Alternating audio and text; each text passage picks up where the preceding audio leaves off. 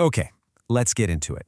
Today, we're going to talk about something really powerful, something super common in relationships, that magnetic pull some of us have toward people who seem to need, well, a little bit of fixing. So let me ask you something, and just be honest with yourself for a second. Think about your relationships, past or even present. Do you see a pattern?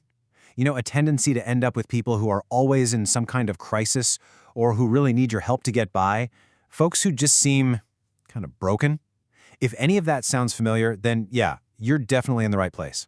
So there's actually a name for this whole pattern, and just giving it a name is a huge first step.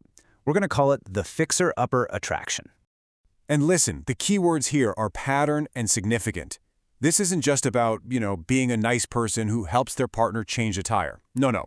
This is a consistent thing, an almost unconscious pull to find partners where your main job, your role in the relationship, ends up being rescuer or manager or even their unofficial therapist. Okay, this next part, this is the absolute heart of the matter. The whole dynamic, all of it, really boils down to getting two very, very different feelings mixed up. Just let that sit with you for a minute. Home. It's supposed to feel like unconditional love, right? A place where you're accepted just for being you. But for someone caught in this pattern, home doesn't feel like being loved. It feels like being needed. It's not about who you are, it's about what you do. It's almost like a job, a role that you know how to play inside and out. And this chart, it breaks down perfectly why that happens. Look at the being needed side. It feels purposeful, right? You have a mission, it's familiar, you know exactly what to do, and here's the big one. It feels safe because you're in control. But then you look at being loved just for being you. Whoa, that can feel so vulnerable. It's totally unfamiliar ground. It can feel chaotic even because there's no problem to fix, no job to do. You just have to be and trust that you yourself are enough. And that can be terrifying. So you've got to be asking, where does this even come from? I mean, why would anyone choose feeling needed over feeling loved? Well, the answer, as it so often does, takes us back in time, way back. And what we find is that this isn't some kind of character flaw. It's not that there's something wrong with you. It's actually a learned survival skill. It almost always comes from one very specific experience, having to grow up way, way too fast. This helper identity, it gets built in childhood, often in one of these three roles. See if any of these resonate. Were you the emotional caretaker, always trying to soothe a parent's feelings? Or maybe you were the family mediator, the little diplomat trying to keep the peace between the adults. Or were you the premature adult, the kid who was basically running the house, handling things way beyond your years? Whatever the role, you learned a really powerful lesson. To be safe, to be secure, you have to be useful. And here's the thing, that role you played as a kid, it doesn't just vanish when you turn 18. Nope, it gets baked right into who you are. It becomes your emotional home, and without even realizing it, you spend your adult life trying to rebuild it. And this is so important to get.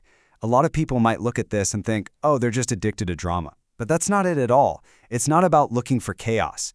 It's about looking for what feels familiar. I mean, think about it. If your entire life connection has meant solving problems and being the responsible one, a calm, stable relationship can feel weird, uncomfortable. You literally don't know who to be if there's nothing to fix. In all of this installs a piece of software deep down in your operating system. It's this quiet but super powerful belief that whispers, your value isn't automatic. It tells you that your worth has to be earned over and over and over again by what you do for other people. Okay, so if you're listening to this and it's all hitting a little too close to home, what do? Well, the first thing is, this isn't about beating yourself up. Not at all. The goal here is just awareness. It's about flipping on the lights and finally understanding why you do what you do. All right, let's just quickly pull it all together. What have we learned? 1, this fixer thing is a learned pattern, not some flaw in your character. 2, it usually starts with having to be a caretaker way too early in life. 3, this makes being needed feel way safer than being loved. And 4, and this is the big one, just understanding where it all comes from. That alone is a massive step towards making a change.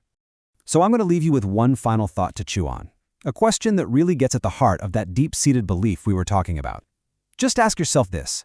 What if you were loved for who you are, not for what you do? What would change if you really, truly believed that you don't have to perform or fix or rescue anyone to be worthy of love, that you deserve it just for being you? That's something to think about.